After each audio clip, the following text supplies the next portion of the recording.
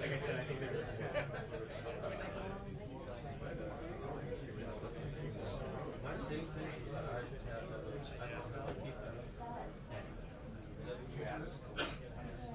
Plus the hierarchy.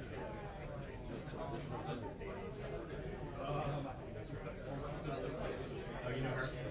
I was wondering.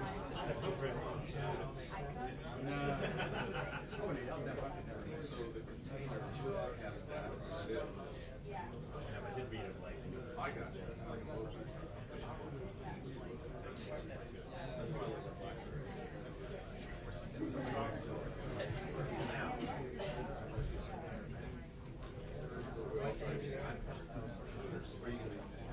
Yeah. It is.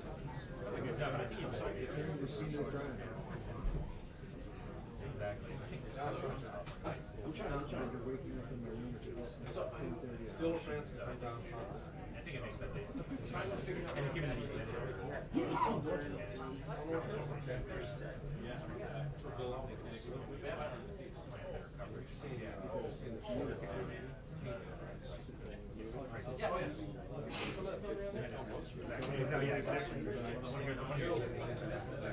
What?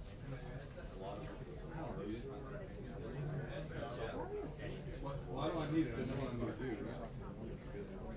I mean, I could go. You had the game in there, what? I don't need it. Oh, yeah?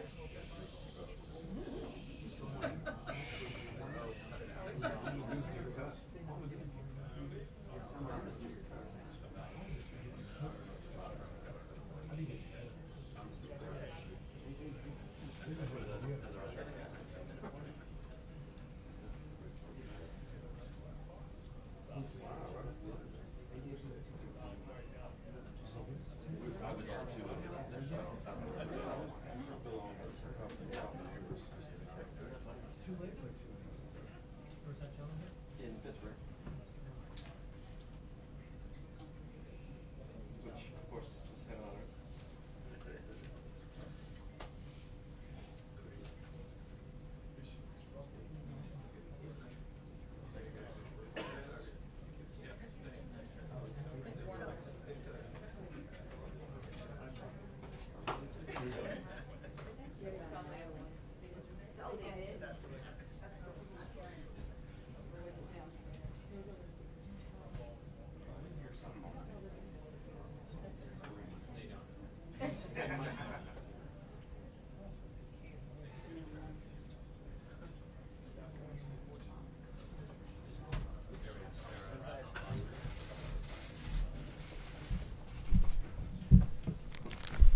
Good afternoon.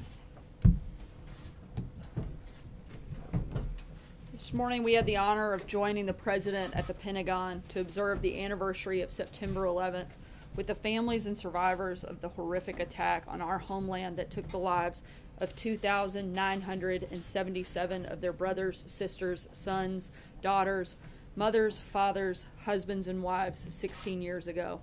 The lives of those survivors and families were changed forever on that day, and our country has never been the same since the unimaginable evil of terrorism reached our shores. In response to the attacks we are memorializing today, the Department of Homeland Security was created and given a vital mission: securing our nation from the many threats we face, from counterterrorism and border security to disaster preparedness and relief, which we know all too well in light of FEMA's work surrounding Hurricanes Harvey and Irma. The men and women in responding to these storms embody the spirit under which DHS was established. The President recognized Pentagon police officer this morning who sped to the scene of the crash at the Pentagon as soon as he heard of the attack and saved as many as 20 people. Like Isaac, the first responders to Hurricanes Irma and Harvey are running directly into danger to save lives and serve our nation. I hope that every American can take comfort in the fact that in the face of unbelievable tragedy, this country has always come together to heal, protect, and save. From the firefighters and police officers who rushed into burning buildings on 9/11, to the first responders on the ground in Florida, the United States Virgin Islands, and Puerto Rico. FEMA, through its national and regional response coordination centers and liaisons to the National Hurricane Center, continues to actively monitor the track of Hurricane Irma and support local authorities responding to the damage the storm has already caused. I'd like to bring up Tom Bossert, the President's Homeland Security and Counterterrorism Advisor, to provide an update on issues related to Hurricanes Irma and Harvey before I take questions. As always, he'll make an opening statement and take questions, and then I'll be back up to answer further questions. Thanks, guys. Thanks, Sarah. Good afternoon. It's a somber day today, and I and Sarah and others were honored to join the President at the Pentagon in a moment of silence on the South Lawn as well. In addition, I would note that President Trump continued a long tradition of presidents since 9/11 to receive a counterterrorism briefing this morning in the Oval Office from his intelligence community, from his Director of National Counterterrorism Center, from myself and others on the team. Purpose of that is to give the President a sense of the terrorist threat that exists globally into the homeland and give him a sense of what we're doing about it and make sure that he's comfortable with our posture. As I said the other day, we don't have any current active threats against the homeland to our knowledge, and that's a good news story for today. Let me move into a quick thought. Before I do it, though, Sarah noted that we created the Department of Homeland Security in the wake of 9/11.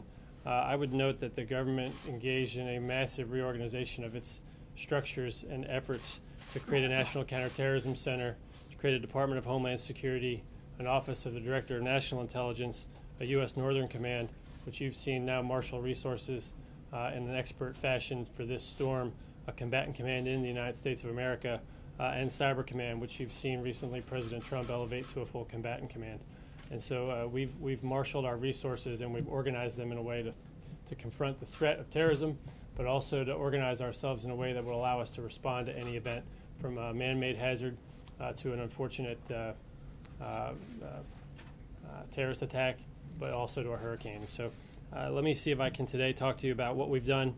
I believe Harvey, as I said earlier, was the best integrated, unified, joint federal, local, state response effort that our country has seen in its history. I continue to stand by that. We've got roughly 700,000 registrants now for individual assistance in the greater Houston and South Texas area. Governor Abbott continues to demonstrate leadership, and President Trump continues to work with him and direct his cabinet to not lose focus on the people of Texas. With respect to Hurricane Irma, as you now know, it's a tropical depression. That does not mean it's not a dangerous storm. As you'll see from reporting, Jacksonville is suffering what has been called early some of the worst flooding it has seen in 100 years.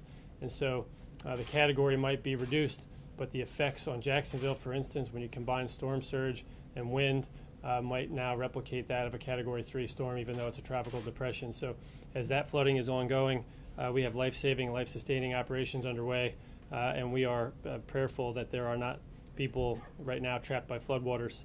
The President spoke this morning to the governor of the U.S. Virgin Islands.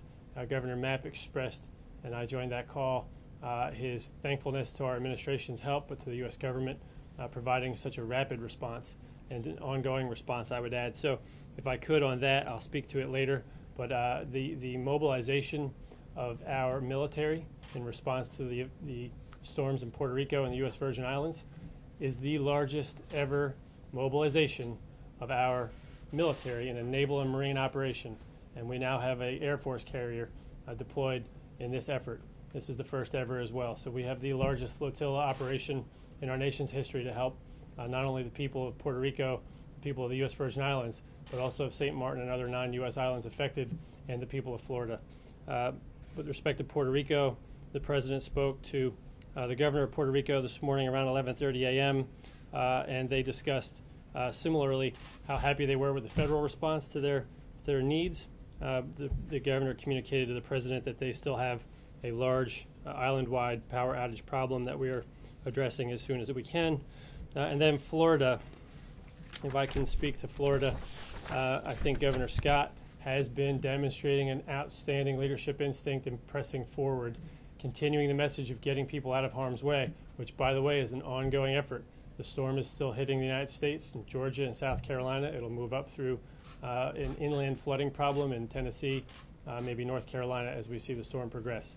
Governor Scott has, at this stage, begun conducting overflight surveys of the Keys, and it looks like to the north and east of Key West, the storms there took the islands there took the largest brunt of the storm. So I'll be able to speak to that when we take questions. And then if I can come back to 9/11, I think the lesson we learned that day, among others, was that not only does evil exist, but good people taking action can confront that. And what I've been assured and reassured about over the last 24 hours is how many good people are taking action. So that's kind of my lesson for today. I'd like to take questions now. John. In the immediate aftermath of Harvey, the federal response priority was to rescue people who were trapped by the enormous flooding. In the state of Florida, what's the priority for the federal government? There's a number of priorities for the federal government. Right now, because the storm's still ongoing, our priority is life-saving, life-sustaining. Jacksonville and the Keys are taking a considerable amount of our attention right now. But what you'll see in Florida, and more broadly speaking, as a comparative matter, Houston and Harvey was an acutely narrow area of operations comparatively. What we have now is a large-scale area of operations. So what we're trying to do is marshal the resources where they're needed, and so it's a prioritization effort. We are worried about flooding, housing, debris, and power restoration. And power restoration is also a function of access to fuel, refined fuel. And so as you'll see the next days and weeks play out, we will have to clear debris from roadways so that people can gain reentry. Right now, though, the message is not to rush reentry. There are still dangerous conditions, downed electric lines, flood conditions, problems that would be compounded by your reentry. And so listen to your local officials not only about evacuation, but then about when and how to stagger your reentry for a reason. There's a life safety reason, a public safety reason. There's our priority set. Eventually, we'll move into issues about recovery and insurance and so forth. What are you doing on the fuel front? On the fuel front, what the federal government's doing at this stage, and what we did in the 3 or 4 days building up to this event, was to get out of the way. And by that I mean we waived regulations, we waived rules, we waived the Jones Act restrictions to free up additional capacity. Florida is a uniquely postured state in the way it receives refined fuel. It's not part of the larger pipeline system throughout the country. It receives fuel by ship tanker. Those ship tankers then link into intermodal sites where they fill up trucks and trucks distribute. And so what we'll do is clear those pathways, assess those 3 ports where those tankers dock, make sure they're not damaged, and we'll get things back up and running. And Florida Power and Light and others, the nuclear power generation facilities, Duke Energy and others, they'll continue with their professionalism, and they'll bring those facilities back up as soon as possible. Sir. Yes, hi. Do we have any agreements in place with the private sector to contribute to both the response and the recovery, talking about Costco, Home Depot, Walmart, so that we don't have to deplete the disaster relief fund? Yep. As a public service. Yeah, no, absolutely. So 2 things. First, there's a partnership in terms of coordination where those private sector entities are actually built into our coordinating centers so that they can understand what we're doing and how to prioritize their reopening of facilities and the safety of their workforce. But secondly, it is our absolutely baseline doctrine nowadays in the emergency management community that we would rather reopen those stores than continue providing food, water, and temporary shelter to people. It's just not within their regular course of operating business. It's not routine, and it's not something that we can easily sustain. So it's healthier, better, faster for us to reopen those stores as fast as possible. Thanks for that question.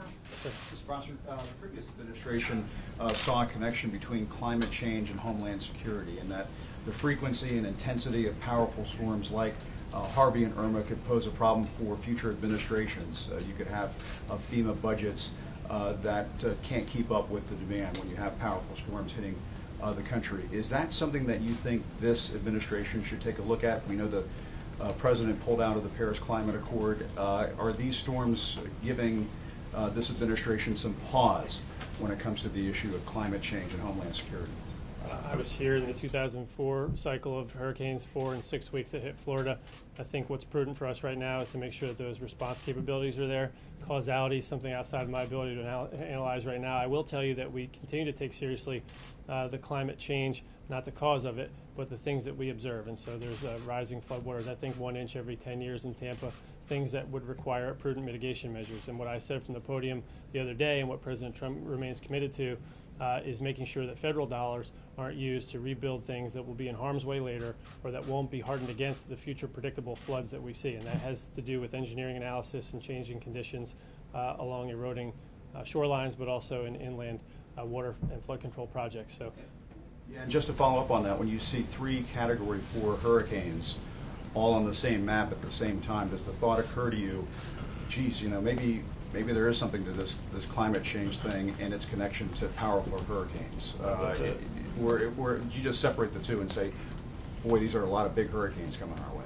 Well, I don't know if I say either, but I do note that there's a cyclical nature to a lot of these hurricane seasons, and I think the scientists for their forecast on this particular one, they were dead on that this would be a stronger and more powerful hurricane season with slightly more than average large storms making landfall in the United States. So we'll have to do a larger trend analysis at a later date.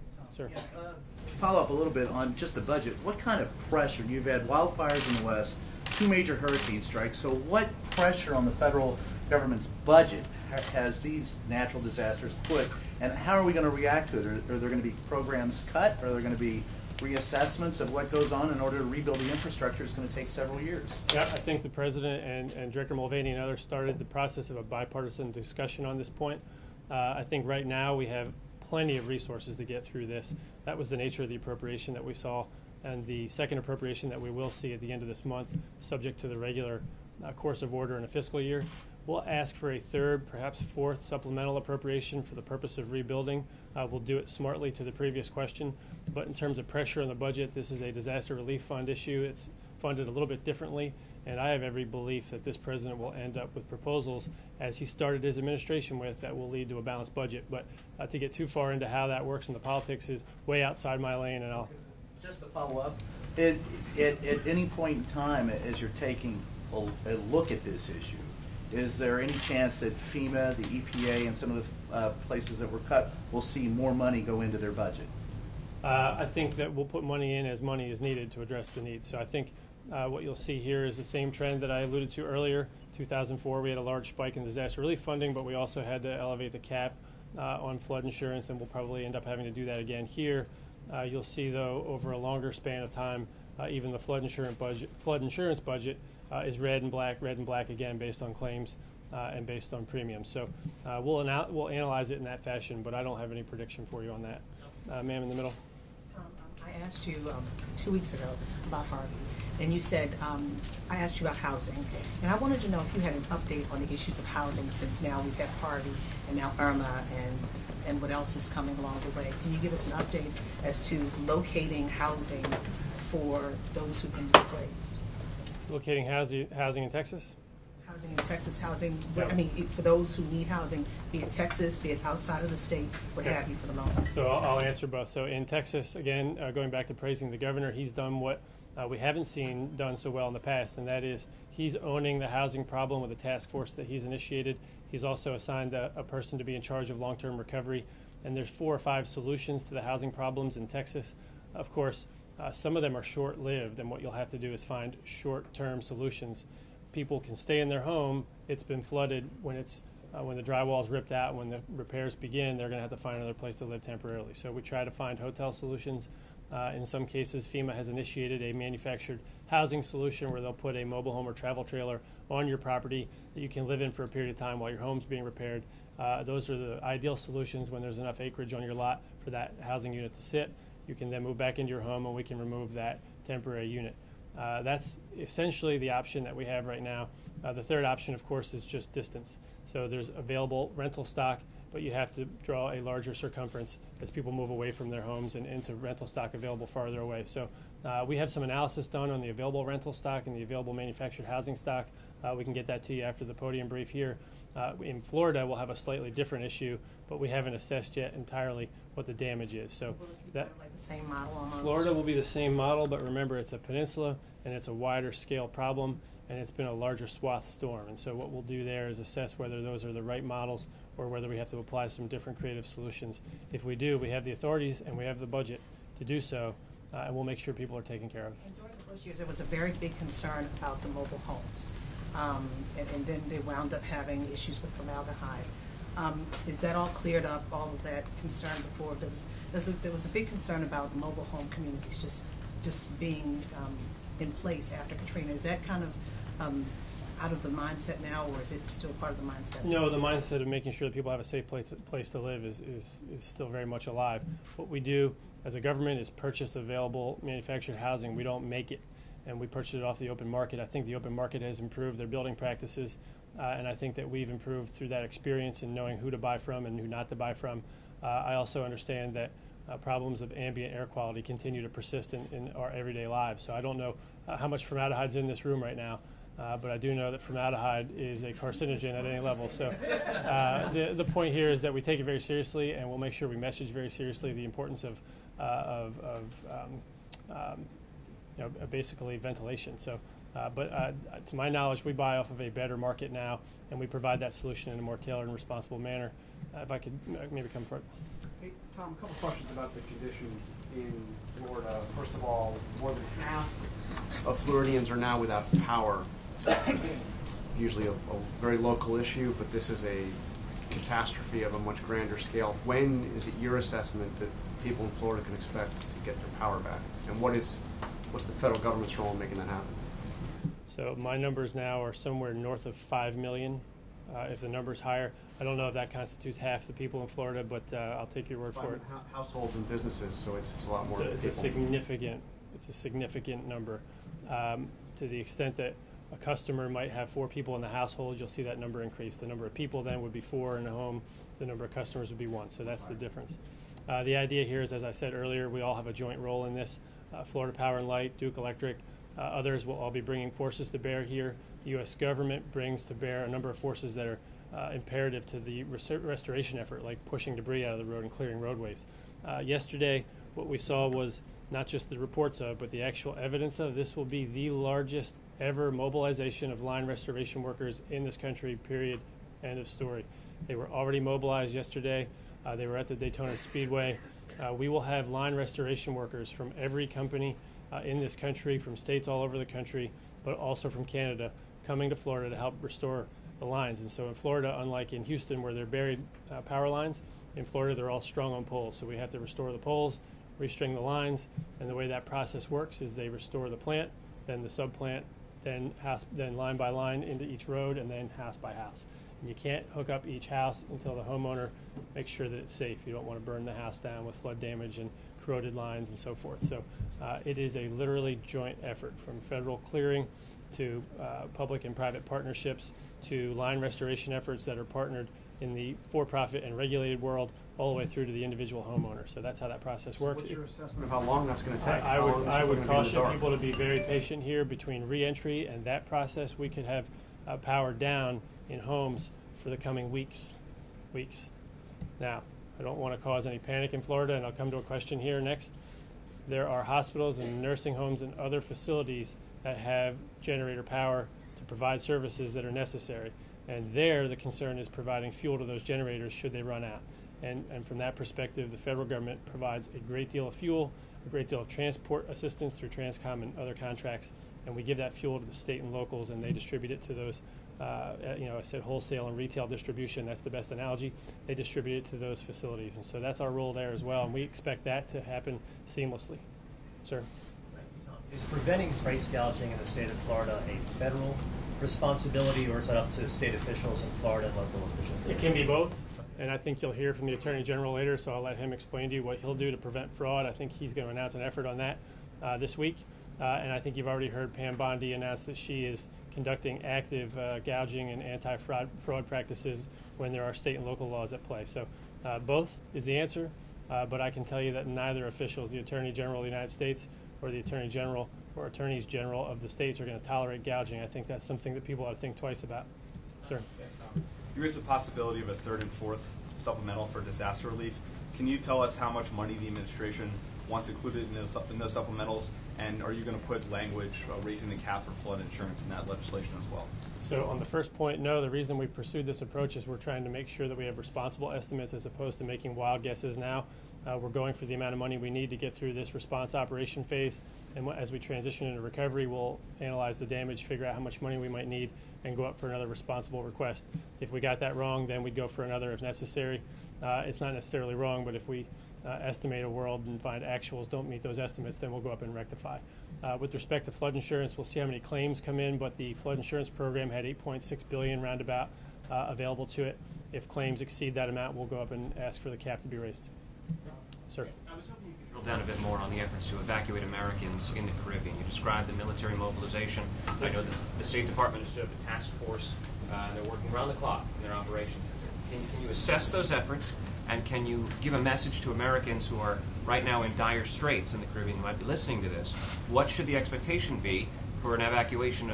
How soon can the Americans get the Americans out? While I'm preaching caution to make sure people understand that this is an ongoing effort and that there's still going to be long, painful days ahead, I am doubling down on my assertion that this is the best integrated, full-scale response effort in our nation's history. That includes the U.S. Virgin Islands and Puerto Rico and non-U.S. Islands where we helped American citizens during a window of operational safety between Jose and Irma. This has been a large event, and you're going to see a lot of positive stories from it. Now, control expectations. You're on an island where we have to transport commodities, food, and water, where we have a long road ahead of us to bring electric power back online. But we've assembled two of the most powerful naval relief flotillas in recent memory, a total of 9 large ships. I'm going to just cut right to the Kearsarge, Oak Hill, Wasp, McLean, and the Abraham Lincoln, the Iwo Jima, the Farragut in New York. That is a aircraft carrier and large platforms for helicopters, 80 or more helicopters flying sorties right now. That is an operation that for most Americans, if you can't picture it, has never been mobilized for this type of emergency response effort in our history. And so to the extent that I can assess it, I'm pretty proud of that. To the extent that it meets the need, I'm going to hope it does, because we're saving hundreds, if not thousands, of people off of these islands at this point collectively. And so if the burn rate's not fast enough, I'd be surprised, because we're mobilizing ourselves in ways that we've never mobilized before. And Governor Mapp, the President of the United States, and the Governor of Puerto Rico, Rosello, were all very pleased in their phone calls today. So I'm in no better position from this podium than they are from their locations to assess it as a positive outcome. So, quick question, Tom. With so many people who evacuated from the Keys and given the level of destruction there, any time estimate on when people might be able to return to the Keys? The Keys are going to take a while. We have not assessed the structural integrity of the bridges there. There's some early reason to believe that some of the drawbridges that were up may or may not have been bent. And so restoring those is going to take some time. That Route 1 is a large, expansive bridge, essentially. All of the undergirding there has to be examined for structural integrity.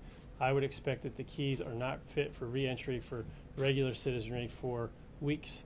If that's wrong and I'm wrong, then fine, then let the local officials bring you in. But I would set that expectation pretty broad right now. And I would say that for the people that chose to stay, they had every warning to leave. We hope that they took that warning, and those that didn't, we're going to get back down there as soon as we humanly can. And right now we don't know. We had 3 or 4 overflights today. I talked to the FEMA administrator just before coming out here, and he is not certain yet that we've had a good overflight assessment of where all those people might be. Neither of us would be surprised if lives were lost, but neither of us would be surprised if the responders are going to get down there aggressively. So we're doing everything we can to help them. So I see Sarah. I'm gonna actually end on that if I could, and end where I started. Today is the day of solemnity and remembrance for 9/11. It is why I got into this business, and it's why I believe our government is now organized for the level of response that we've seen. And it just goes to kind of show what we've got if we want to bring ourselves together and helping our fellow humans under good leadership from President Trump. I think we've put forward a good effort. Please, for the people in Florida, continue to follow the instructions of your first responders and your local authorities. This isn't over yet, and it's going to be a painful, slightly frustrating, if not very frustrating, week or 2 ahead. Thank you all very much. Thank you, Tom. As he wrapped up, he reiterated the need to listen to local authorities. I know that the governor of Florida is getting ready to hold a press conference. I'm going to try to take as many questions as we can, but I also want to make sure that everyone's able to tune in for that and cover that extensively. Finally, before I take your questions, several of you have asked about the U.S. response to the ongoing violence in Burma, and I'd like to read part of a statement that will be coming out shortly on that topic. The United States is deeply troubled by the ongoing crisis in Burma, where at least 300,000 people have fled their homes in the wake of attacks on Burmese security posts on August 25th. We reiterate our condemnation of those attacks and ensuing violence. And with that, I'll take your questions. Jeff. Sarah, 2 questions. One, do you have a reaction to Steve Bannon's comments on 60 Minutes saying that the firing of James Comey was the biggest political mistake in modern history? And secondly, if you could look forward to tomorrow a little bit, the President's meeting with the Malaysian Prime Minister. What do you expect to achieve during that meeting, and will the President address or avoid the issue of the U.S. investigation into him? Yeah, pretty wide-ranging topic, so I'll try to make sure I cover first on the Comey firing. I think that we've been pretty clear what our position is, and certainly I think that that has been shown in the days that followed that the President was right in firing Director Comey. Since Director's firing, we've learned new information about his conduct that only provided further justification for that firing, including giving false testimony, leaking privileged information to journalists. He went outside of the chain of command and politicized an investigation into a presidential candidate. I think the President's been very clear about his position on that front. He's very pleased with the new director and has full confidence in him to fully restore and lead the FBI. In terms of Malaysia and on that question, hard transition, but I'll try to make sure we cover that. The United States and Malaysia have had a 60-year relationship and partnership built on common economic and security interests, and that continues, and the President looks forward to discussing a wide variety and wide range of regional and security issues with the Prime Minister, and talking about ways that they can strengthen counterterrorism cooperation, certainly the halt of ISIS, addressing North Korea and their continued actions, and making sure that we promote maritime security in the South China Sea. Those are certainly, I think, some of the priorities of tomorrow's meeting, but I'm not going to get ahead much further than that on any conversation that may take place. Look, we're not going to comment on an ongoing investigation being led by the Department of Justice, and that investigation is apolitical and certainly independent of anything taking place tomorrow. Matthew. Thanks, Sarah. I also have a question on Mr. Bannon's interview. During that, he said, I think Mitch McConnell and to a degree Paul Ryan, they do not want Donald Trump's populist, economic, nationalist agenda to be implemented. It's very obvious. It's as obvious as night follows day. First of all, does the President agree with that obvious characterization of McConnell and Ryan? The President's committed to working with Congress to get some big things done. We've got a very big agenda. The President wants to work with all members of Congress. Obviously, that includes Republican leadership as well as Democrats. I think you saw some of the President's leadership last week when he helped strike a deal to make sure that we got the funding that was necessary. We're focused on moving things forward, and certainly that's the goal and the priority of the administration. So on that note, would he like to see, given his past criticisms of Mr. McConnell and Ryan, would he like to see different leadership in the Republican Congress? Look, right now the President is committed to working with the leadership we have, and nothing beyond that at this point. Jonathan? Sir, just to follow up on Bannon's comments, he actually he said all that about McConnell and Ryan, but also said that they wanted to nullify the 2016 election results. So just a simple yes or no question, does the President agree with that assessment? Not that I'm aware of. I haven't had that conversation with him, Jonathan. Is he still talking to Steve Bannon? Does he still seek his counsel on the outside? I know they've had one conversation, but I don't think anything beyond that since he left. John Decker. On Steve Bannon. Keep it going. Keep it going. Yeah, it's a good topic. Do the President have I think we may be answering more questions on Steve Bannon now that he's not here than when he was, but go ahead. You might think about that. Did the President happen to watch the interview? Any reaction? Did you happen to watch the interview on 60 Minutes? I'm not sure if he saw it in its entirety. I know he has seen clips of it, but I don't know that he watched the entire thing. I did watch parts of it. What was your reaction to it? As a former colleague of yours who worked here at the White House, were you disappointed with any of his comments? Were you surprised by any of his comments? Did you like the fact that a former staffer is speaking so openly about some of the inner workings of what happens here at the White House on a regular basis? I'm sure it made for great TV, and I'm sure CBS will be happy to put those ratings out. As for me, I'm here to speak on behalf of the administration. Francesca? Why ruin a good thing, Sarah?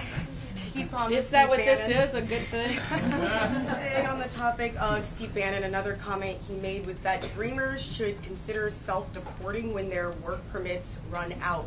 Is that something that the White House thinks is realistic, that the Dreamers would voluntarily leave the country when those work permits run out? And is that something the President thinks that they should do?